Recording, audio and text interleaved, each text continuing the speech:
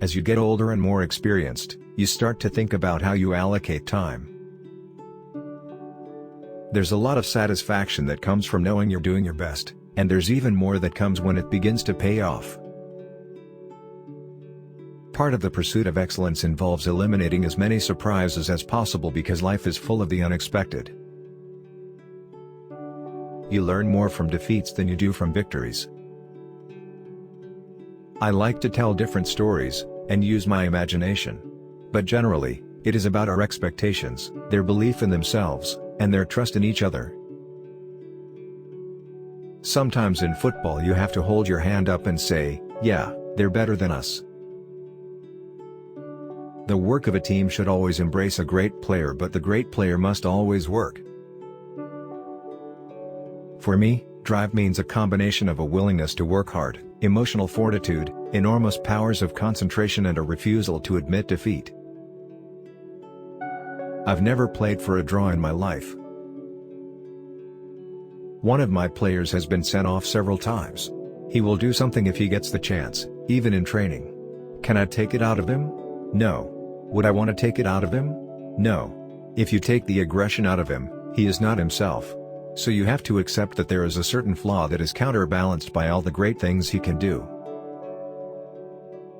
Only true champions come out and show their worth after defeat, and I expect us to do that. Once you shake hands with the devil, you have to accept they are in control. Promise is one thing. Fulfilling that promise is quite another. Distinguish between power and control, delegate, be decisive, and always remember people's first names.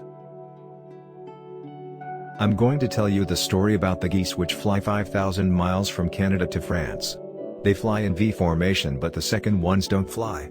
They're the subs for the first ones. And then the second ones take over, so it's teamwork. You are responsible to each other because when you win a game of football, you only need 8 players to perform well. Sometimes you look in a field and you see a cow and you think it's a better cow than the one you've got in your own field. It's a fact. Right? And it never really works out that way. I think Paul Scholes is the best player in England. He's got the best skills, the best brain.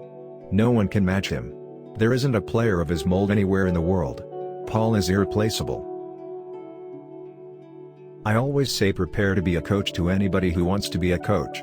At 24 years of age, when I left engineering to become full-time in football, I made sure that I was never going back to engineering.